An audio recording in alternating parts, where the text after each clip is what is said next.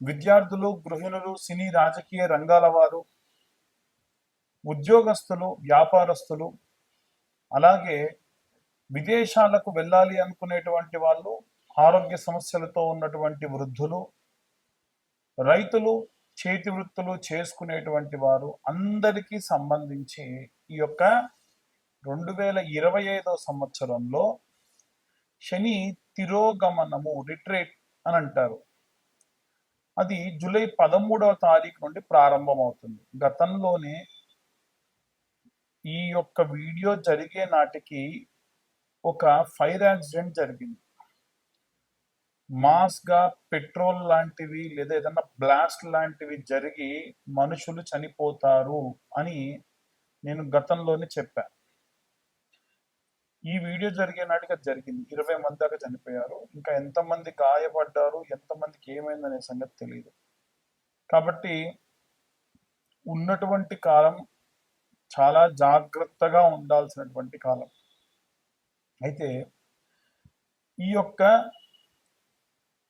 జరుగుతున్నటువంటి సంఘటనలన్నీ కూడా మనం దృష్టిలో పెట్టుకొని 12 రాసుల వారు కూడా వీలైనంత వరకు నిత్యం దీపారాధన చేయండి. దీపారాధన ఇంట్లో ఉన్న వాళ్ళందరూ చేయాల్సిన అవసరం లేదు. ఇంట్లో ఎవరో ఒకళ్ళు ఖచ్చితంగా దీపారాధన చేయండి. దీపారాధన చేసేటప్పుడు వీలైతే నువ్వుల నూనె లేదా కొబ్బరి నూనె లేదా ఆవ నూనె, ఆముదము, నెయ్యి, ఆవు నెయ్యి, ఆవాల నూనె, విప్ప నూనె, సంపెంగ నూనె, ఇలా మనకి 8 నుంచి 9 రకాలైనటువంటి నూనెలు ఉంటాయి. ఏదైనా దేంతోనైనా మీరు దీపారాధన చేయొచ్చు. లేదండి అన్ని కొద్దిగా తీసుకొచ్చుకొని ఒక లీటర్గా జమ చేసుకొని పెట్టేసుకొని వాటితో దీపారాధన చేయండి, ఇంకా మంచిది. మీరు నువ్వుల నూనెతో దీపారాధన చేసేటప్పుడు వీలైతే, ఎందుకంటే శని రిట్రేట్ అవుతున్నాడు కాబట్టి నువ్వుల నూనెలో కాస్త బాండీలో పోసుకొని ఒరిజినల్ నువ్వుల నూనె మనకి ఇదయం కంపెనీ వాళ్ళది కానీ ఇంకా ఏదైనా సరే అంబటి సుబ్బన్న ఏఎస్ బ్రాండ్ లాంటి వాళ్ళది కానీ వస్తుంది. అలాంటి నువ్వుల నూనె తెచ్చుకొని దాంట్లో కర్పూరం వేయండి. సన్న సెగ మీద పెట్టి కర్పూరం పొడి చేసి వేయండి. పచ్చకర్పూరం ఉంటే ఇంకా మంచిది. ఒకసారిలా తిప్పేసుకుంటే కొద్దిగా వేడైన నూనెలో ఆ కర్పూరం కలిసిపోగానే బాటిల్లో పోసుకొని ప్యాక్ చేసుకోండి. శనికి ప్రతి శనివారము ఇంత ఒక మూతడు నూనె పోయండి శరీరం పైన. ఎట్టి పరిస్థితుల్లో విగ్రహాన్ని తాకండి. అలాగే ఈ యొక్క నువ్వుల నూనెతోనే మీరు దీపారాధన చేయండి. ఈ యొక్క నువ్వుల నూనెతోనే ఇంట్లో దీపారాధన చేయండి. నల్లటి కాటన్ వస్త్రం తీసుకొని తిప్పితే మనం ఓ 2 పక్కల పట్టుకొని ఒక పక్క తిప్పుతూ ఉండి మధ్యలో కంటే అదిలా ముడుచుకుపోయి ఒత్తిలా అవుతుంది. ఆ ఒత్తితో దీపారాధన చేయండి. ఆ దీపంలో నల్ల నువ్వులు వేసుకోండి. ఇవి శనికి సంబంధించి మనం చేసేటువంటివి. ఈ మంత్రం కూడా ఏం చదవాలి అనంటే, నీలాంజన సమాభాసం రవిపుత్రం యమాగ్రజం ఛాయా మార్తాండ సంభూతం తన్నమామి శనేశ్వరం. ఇదందరికీ మనందరికీ తెలిసినటువంటి మంత్రమే. కానీ ఇంకొక మంత్రం ఉంది. ఆ మంత్రం ఏమిటంటే, శని అరిష్టేతు సుసంప్రాప్తే శని పూజాంచ కారయేత్ శనిధ్యానం ప్రవక్ష్యామి ప్రాణ పీడోప శాంతయే. ప్రాణాన్ని తీయకుండా, ప్రాణాన్ని విసిగిస్తూ, ప్రాణాన్ని బాగా సతాయించేటువంటి గ్రహాలలో కేవలం శనిగ్రహం మాత్రమే ఉంటాడు. ఆయన కర్మ ఫలదాత. వీలైనంత వరకు కూడా ఈ యొక్క శనిగ్రహానికి సంబంధించి ఇప్పుడు నేను చెప్పిన విధంగా గనక చేసుకోవడం చాలా చాలా మంచిది. ఇప్పుడు నేను చెప్పిన మంత్రం రోజు కూడా 11 మార్లు చదివినా చాలా మంచిది. వీటితో పాటు శని చాలీసా లేదా శని అష్టోత్తర స్తోత్రము అని ఉంటాయి. ఇలాంటివి చదువుకుంటే మంచిది. అలాగే దీపారాధన, నిత్యం దీపారాధన, నీకు గతంలో నేను చెప్పినట్టు నవగ్రహ దీపారాధన ఎలా చేయాలి అని నా గత వీడియోస్లో ఉంది. మీరు ఒకసారి వెళ్తే దాంట్లో దొరుకుతుంది. మేము చెప్పేటప్పుడు మా యొక్క వీడియో మీ దాకా రావడానికి మా ఛానల్ వాళ్ళు ఏవైనా థంబ్నెయిల్స్ వేయొచ్చు. అది ఎట్టి పరిస్థితుల్లో ఎవరిని బాధపరిచేటువంటిది కాదు. మీరు ఈ వీడియో చూడాలనేది మా యొక్క ఉద్దేశం. ఈ వీడియోకి స్టార్టింగ్లో కానీ ఎండింగ్లో కానీ ఏవైనా యాడ్స్ వేస్తే కూడా స్వతహాగా మాకు సంబంధం ఉండదు. ఎందుకంటే మేము పూర్తిగా జాతక విశ్లేషకులము మాత్రమే. పాపం ఈ వీడియో తీయడానికి వాళ్ళకి అయ్యేటువంటి ఖర్చు కోసం వాళ్ళు ఏవైనా సరే యాడ్స్ తీసుకుంటారు. దానికి అర్చకులకి లేదా మాకు ఈ చెప్పేటువంటి జ్యోతిష్యులకి సంబంధం లేదు. చాలామంది వ్యక్తిగతంగా దూషిస్తున్నారు ఫోన్ చేసి, అన్యదా భావించరాదు. మీరు మమ్మల్ని తిట్టినా మా తప్పు లేనప్పుడు తిడితే అది మీకే వస్తుంది. వీలైనంత వరకు నలుగురు బాగుండాలి, అందులో నేనుండాలి అని కోరుకుంటూ ఉంటాం. కాబట్టి ఇవాళ రేపు కరుంగలి మాల ట్రెండ్ అయిపోయిందండి. జ్వాలాముఖి మాల అనేటువంటి మాలలు వస్తున్నాయి. ఈ మాల గురించి చెప్తారా అని అడుగుతూ ఉన్నారు. జ్వాలాముఖి మాల అంటే మనకి లావా వచ్చినప్పుడు అది పొంగి రాళ్లపై పడి చల్లారిన తర్వాతకి ఆ రాళ్ళన్నీ కూడా నల్లగా బొక్కలు పడిపోయిన రాళ్ళలాగా తయారవుతాయి. అలాంటి జ్వాలాముఖి మాలలు మన దగ్గర కూడా ఉన్నాయి.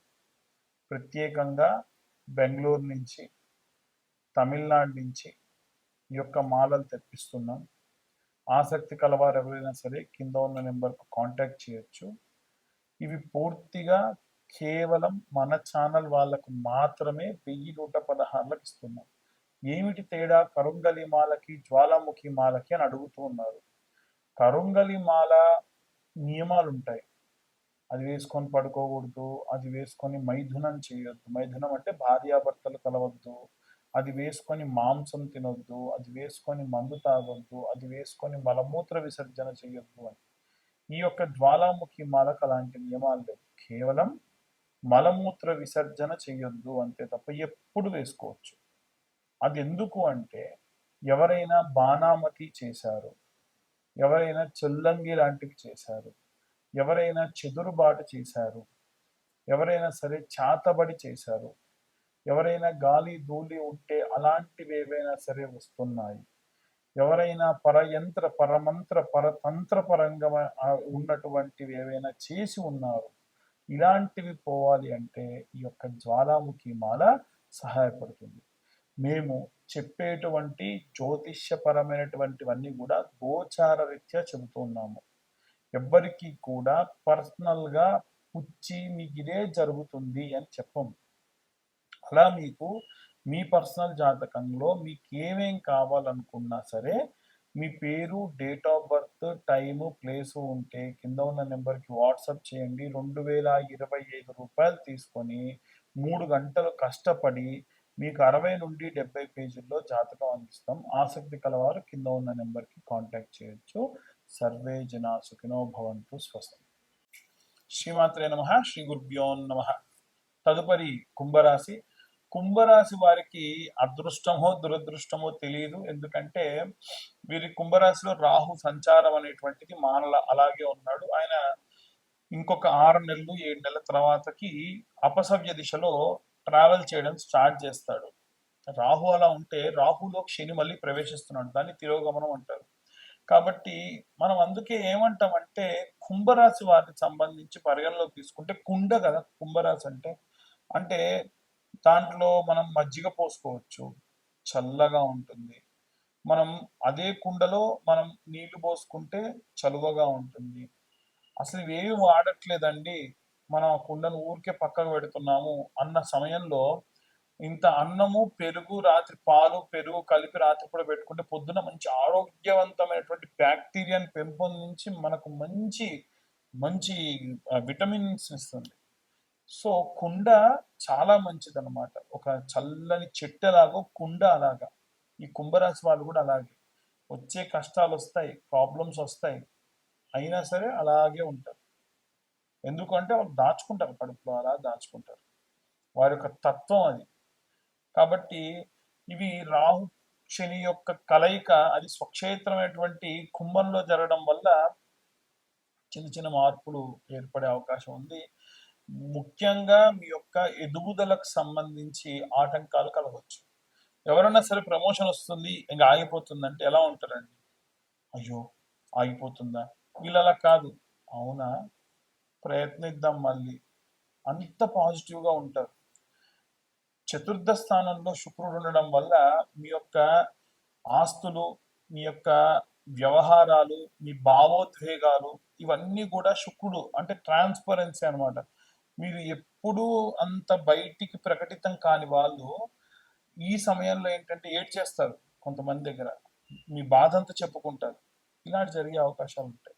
అలాగే ఈ యొక్క పంచమ స్థానమునందు గురుగ్రహ సంచారం ఉండడం వలన ప్రేమ, లైంగిక సంబంధమైనటువంటి వ్యవహారాల్లో వక్రంలో ఉండడం వలన అంత శ్రేయస్కరంగా ఉండదు.